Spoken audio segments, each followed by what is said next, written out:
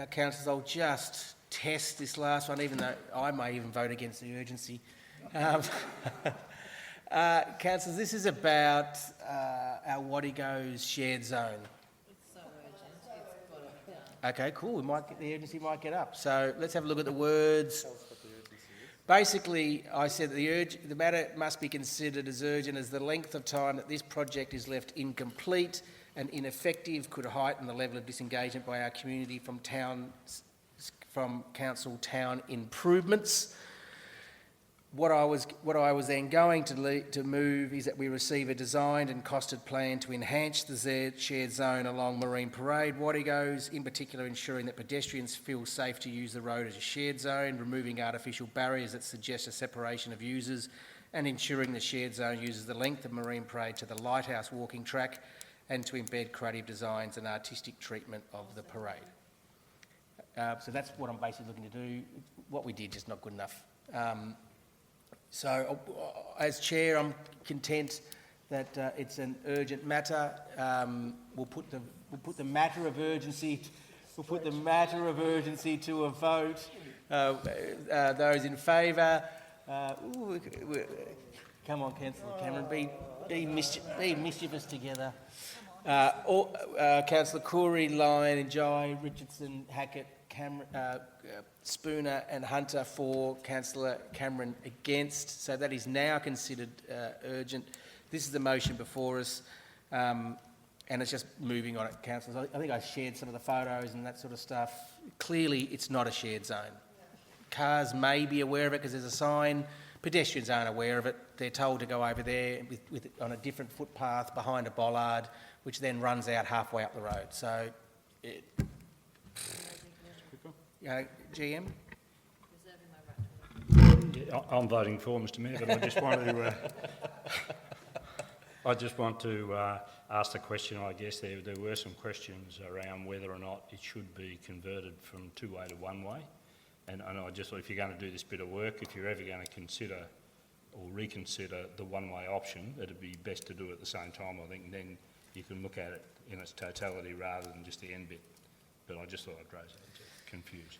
Can I ask a question? Question, Councillor Njai. General Manager, this study was done around paid parking in that area, and I'm just wondering at what point, I mean, it was agreed that they would go with 2 lanes, and it was also agreed that that path would go up to the Lighthouse walkway. So at what point did those 2 things not meet? It's a pity Mr Holloway's not here because he's the man at the moment.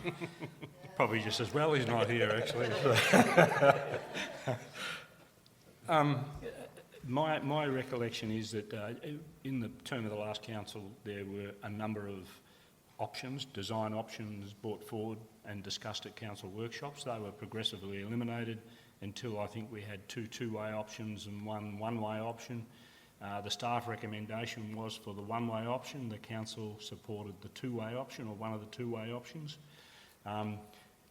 From my recollection of emails I've seen in recent times from Mr Holloway backwards and forwards to staff and councillors, I seem to understand that the design, when it was done, when they got down to the detailed design after the concept had been adopted, there were problems in trying to make the concept design work, and they had to do some modifications where the pedestrians and the road met.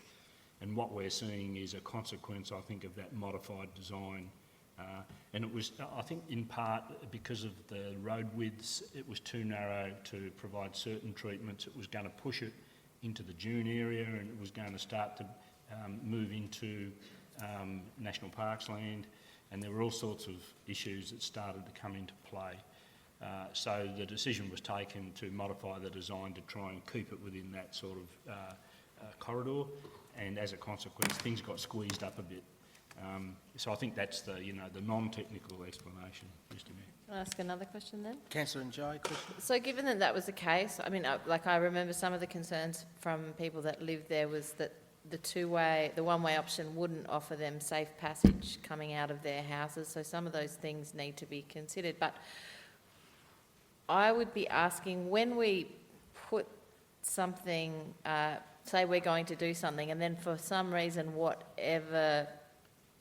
however logical or meaningful that changes, could we not inform the public so we're not put into a position that becomes quite embarrassing, where we have said we will deliver one thing and then we are delivering something a fair few metres short of what we've initially said? That communication between what we've said we're going to deliver and what we deliver puts us in a really awkward position.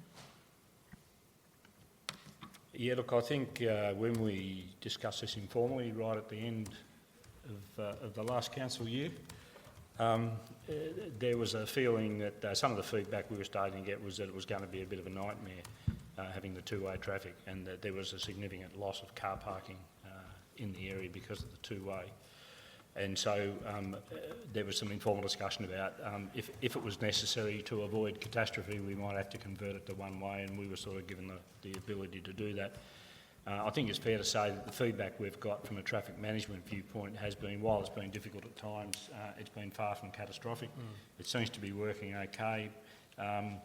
We have had a little bit of negative feedback about the loss of car parking spaces, and we just have to wear that. One of the benefits of the one-way is that you do gain another, I think, 14 or so car parking spaces. So that's, to me, that's probably the only difference at this stage, but it would give you a chance to revisit the design of the whole length to look at whether you start to turn that whole precinct into a shared pedestrian zone rather than just the end bit, you know, where you've got to, so you'd have to pull out the bollards and all that sort of stuff and just reconfigure that. That wasn't what I was asking. I'm asking about why we're not communicating our reasoning, or why the path just stops like that. And then, all that sort of thing just puts council in a awkward position. So you're talking about the parking spaces, and I remember the conversation you're referring to, but that doesn't answer the question. Yeah, look, I'm not an engineer, but I use that often. And I must say, just watching people's behaviour when they get to the end of the bollards, they just walk on the grass. They're a bit intimidated by walking onto the road. So clearly it's not working, and the design's not working as far as, just everyday practical use is concerned. I guess the risk for council is that if it changes too much now, questions get asked, well, why didn't you do it right in the first place? And it's a bit embarrassing if you swing back to one way or something. It gets a bit confusing for people. So that would have to be carefully managed and communicated. Can I speak to this? Yep. So looking for, let's just speak. Yeah. Look, I actually came across this today when I was looking at all those motions and stuff before, and I had a look at it, and there were 4 options put up.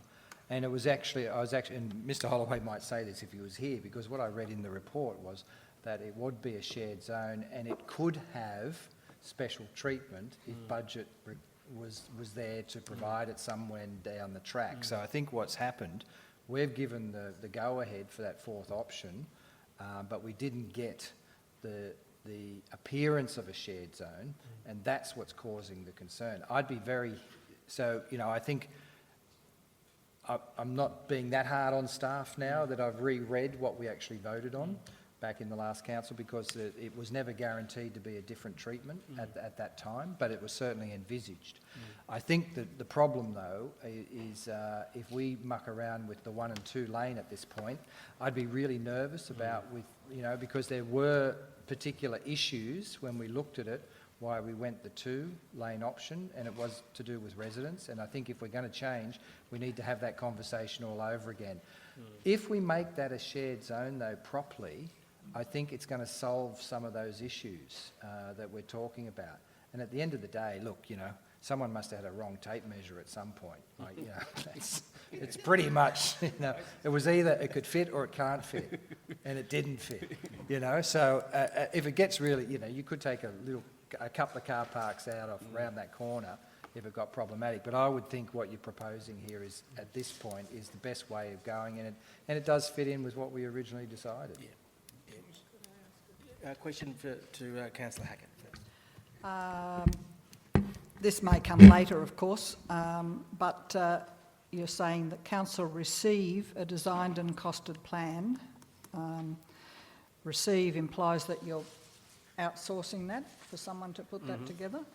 And then at the end it says, embed a creative designs and artistic treatment of Marine Parade. And I'm just thinking, I just want to make the comment that unless you involve the community in both of those things, the community at Wategos asked to have parking there, and now they've been let down by this shared zone and very critical of it. And if you don't involve them in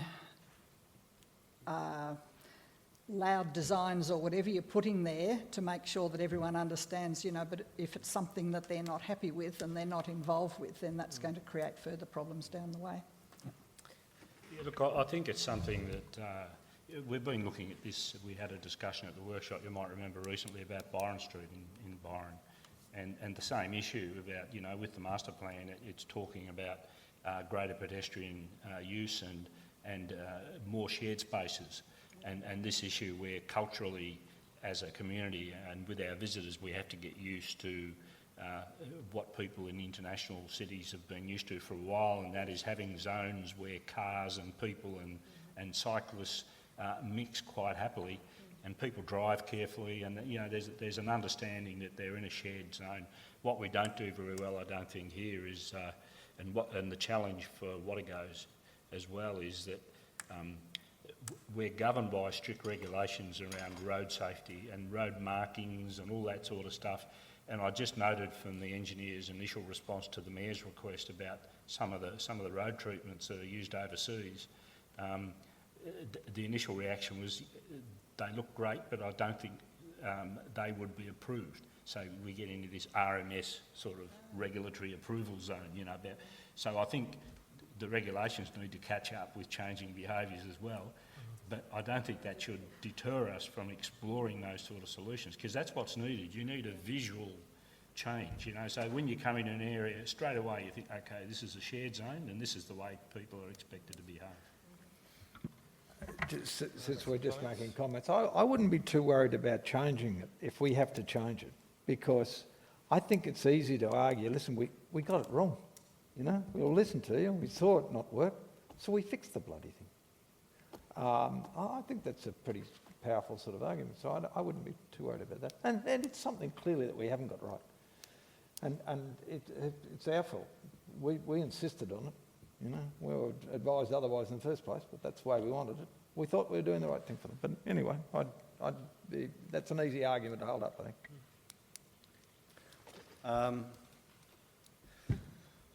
Where to start, really? Because, you know... Maybe...